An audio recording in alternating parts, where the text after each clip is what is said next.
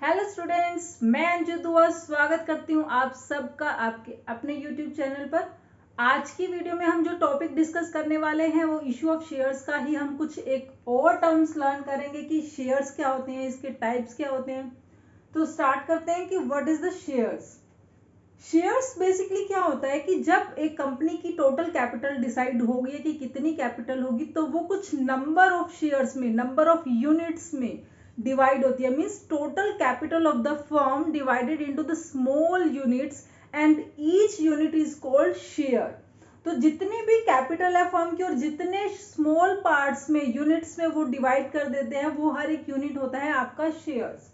Units in which the total capital of the firm is divided is called shares. जैसे मैं आपको example दूं कि अगर total capital of the firm है आपकी 20 लाख रुपीस, जो डिवाइडेड है 2 लाख शेयर्स में। नंबर ऑफ शेयर्स यहाँ पर कितने हो गए? 2 लाख। तो इट मीन्स हर एक शेयर की वैल्यू क्या हो जाएगी? 10 रुपीज ईच। 10 रुपीज उसकी फेस वैल्यू होगी शेयर की, जिसको हम नॉमिनल वैल्यू भी बोलते हैं। तो कंपनी की टोटल कैपिटल हो गई 20 lakh rupees. Number of shares जिनमें कैपिटल डिवाइड हो गई that is 2 lakh shares. And share की जो वैल्यू है दैट इज कॉस्ट है, जो प्राइस है शेयर का, that is face value is 10 rupees each share. इसके बाद हम देखते हैं कि टाइप्स ऑफ शेयर्स कौन कौन से हैं हमारे। टाइप्स ऑफ शेयर्स में हम देखते हैं preference shares and equity shares. Preference share students वो शेयर्स होते हैं जिनको हर एक चीज में पहले प्रायोरिटी दी जाती है। मींस अगर कंपनी ने डिविडेंड डिक्लेयर किया है तो एक फिक्स रेट पर जो फर्स्ट प्रायोरिटी होती है डिविडेंड देने की, वो होती है प्रेफरेंस शेयर्स को। पहला डिविडेंड हम प्रोवाइड करते हैं, जो एक फिक्स रेट पर प्रोवाइड करते हैं, वो होता है हमें देना होता है प्रेफरेंस शेयर होल्डर्स को। उनको डिविडेंड देने के बाद अगर कंपनी को लगता है कि कुछ सरप्लस प्रॉफिट अभी भी है कंपनी के पास, तो वो इक्विटी शेयर होल्डर्स को डिविडेंड प्रोवाइड कर सकते हैं। अदरवाइज इक्विटी शेयर होल्डर्स के लिए कोई फिक्स डिविडेंड नहीं है। कंपनी फिक्स रेट पर उनको ये डिसाइड नहीं कर सकती कि इक्विटी शेयर होल्डर्स को डिविडेंड मिलेगा ही मिलेगा। सेकंड हम बात करते हैं कि जब भी कंपनी वाइंड अप करने की सोचती है, तो जो कैपिटल रिटर्न करेंगे, जो उन्होंने शेयर्स में इन्वेस्टमेंट किया है, तो on the time of winding up of company उन्हें दोबारा से वो कैपिटल रिफंड करनी होगी। तो उस टाइम पर भी जो हम फर्स्ट प्रायोरिटी देते हैं वो हम देते हैं प्रेफरेंस शेयर होल्डर्स को। First money return will be to the preference share holders. वहां पर भी हम इक्विटी शेयर होल्डर्स को कोई प्रेफरेंस नहीं देते हैं।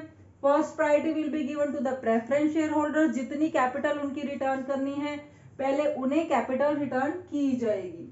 फिर हम बात करते हैं कि प्रेफरेंस शेयर्स को, यहाँ पर तो राइट्स हैं ज्यादा, इनको ज्यादा प्रायोरिटी दी जाती है, लेकिन जहां पर बात आती है वोटिंग राइट्स की कि वो क्या मैनेजमेंट एक्टिविटीज में पार्टिसिपेट कर सकते हैं, उनके लिए उनको कोई वोटिंग राइट्स है या नहीं, तो प्रेफरेंस शेयर होल्डर्स को वोटिंग राइट्स नहीं होते। वो मैनेजमेंट डिसीजन मेकिंग में कोई भी वोटिंग नहीं कर सकते हैं, उन्हें कोई राइट्स नहीं होते हैं। इक्विटी शेयर होल्डर्स को यहाँ पर थोड़ी सी इंपॉर्टेंट प्रोवाइड की जाती है। उन्हें यहाँ पर वोटिंग राइट्स होते हैं कि वो मैनेजमेंट एक्टिविटीज में पार्टिसिपेट कर सकते हैं। जो मेजोरिटी ऑफ द वोटिंग होती है उसके बिहाफ पर ही कंपनी फाइनल डिसीजंस लेती है कि क्या फर्दर उनको एक्शन लेना है या नहीं लेना।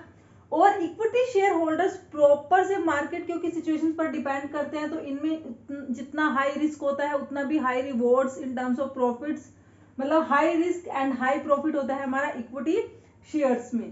Company most of the time जितनी भी बड़ी कंपनी होती है वो दोनों टाइप के शेयर्स आपके इश्यू करती है, equity shares and preference shares.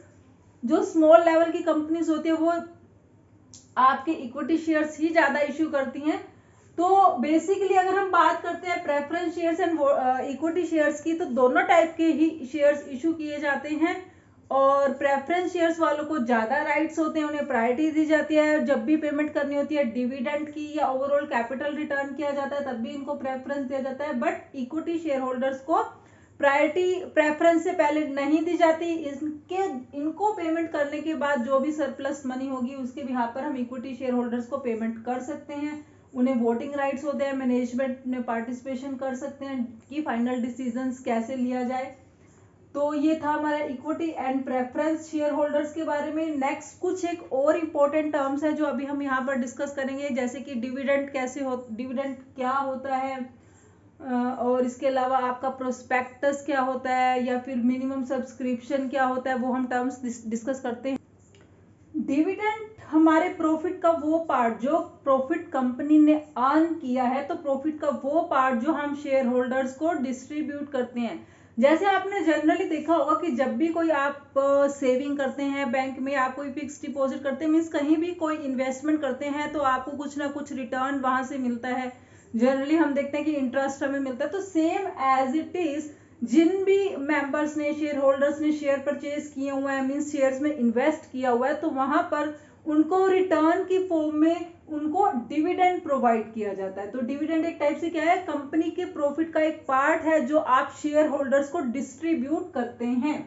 अब हमने डिस्कस करते हैं कि डिविडेंड कब प्रोवाइड किया जाता है। सबसे पहले जो भी कंपनी का एक नेट प्रॉफिट आता है, आपने ग्रोस प्रॉफिट फाइंड आउट किया, उसमें जितने भी इनडायरेक्ट एक्सपेंसेस थे, इनकम्स थी, वो सब ऐड और माइनस किया आपने, तो आपके पास आ गया नेट प्रॉफिट। अब उस नेट प्रॉफिट में से सबसे पहले जो भी टैक्स कैलकुलेशन होगी वो हम टैक्स कैलकुलेट करेंगे। तो उस नेट प्रॉफिट में से आप पहले टैक्स लेस करेंगे, तो आपके पास आ जाएगा प्रॉफिट आफ्टर टैक्स। क्योंकि टैक्स आपकी एक टाइप से लायबिलिटी है जो आपको गवर्नमेंट डिपार्टमेंट में सबमिट कराना होता है टैक्स, तो आपकी ये लायबिलिटी को फुलफिल करना आपके लिए फर्स्ट प्रायोरिटी है। क्योंकि आपको पता लगेगा कि आपका आफ्टर टैक्स कितना प्रॉफिट है, तभी तो फाइनली आप डिक्लेयर कर पाएंगे कि आप कितना डिविडेंड दे सकते हैं।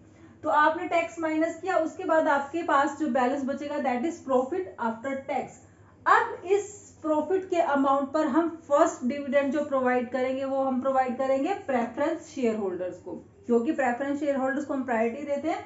तो फर्स्ट जो डिविडेंड की रेट उनके लिए हमने डिक्लेयर की हुई है कि किस रेट पर उन्हें डिविडेंड हम प्रोवाइड करेंगे, उसके अकॉर्डिंग हम प्रेफरेंस शेयर होल्डर्स को वहां पर डिविडेंड प्रोवाइड करेंगे। इन केस यहाँ पर अभी हमारे पास सरप्लस ऑफ प्रॉफिट बचता है, क्योंकि हमें सारा जो भी प्रॉफिट है वो डिस्ट्रीब्यूट नहीं कर देना in the form of dividend. तो अगर हमें लग रहा है कि अभी भी एक्स्ट्रा सरप्लस है, तो हम यहाँ पर इक्विटी शेयर होल्डर्स को भी डिविडेंड प्रोवाइड कर देंगे, बट कंप्लीट अमाउंट यहाँ पर आपको यूज नहीं करना है प्रॉफिट का।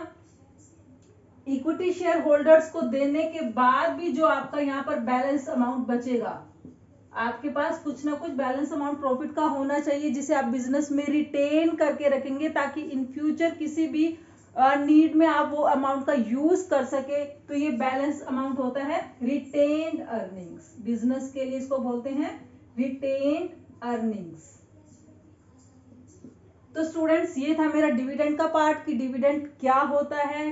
प्रॉफिट में से हम उसको प्रोवाइड करते हैं, तो पहले टैक्स लेस करते हैं, उस टैक्स को पे करने के बाद जो अमाउंट आता है आपका, उसमें से फर्स्ट डिविडेंड प्रोवाइड किया जाता है प्रेफरेंस शेयर होल्डर्स को। उसके बाद भी कंपनी को लगता है कि अभी सरप्लस अमाउंट है, तो आप इक्विटी शेयर होल्डर्स को डिविडेंड प्रोवाइड करेंगे। फिर जो आपके पास एक बैलेंस अमाउंट बचेगा प्रॉफिट का, that is cold retained earnings in the business. वो एक्चुअली एक प्रॉफिट का ही पार्ट है, जिसे हम इन फ्यूचर कभी एज ए रिजर्व जो हमारे पास रखा रहता है, जब हमें नीड लगता है कि हमें उसको यूज करना चाहिए, तब हम उसे यूज करते हैं। तो ये था आपका डिविडेंड का पार्ट। नेक्स्ट वीडियो में हम कुछ और इंपॉर्टेंट टर्म इसकी डिस्कस करेंगे। तब तक टेक केयर, और आप इस वीडियो को लाइक कीजिए, अपने फ्रेंड्स के साथ शेयर कीजिए, और जिन्होंने भी अभी तक चैनल सब्सक्राइब नहीं किया वो मेरे चैनल को सब्सक्राइब जरूर कीजिए। Thank you.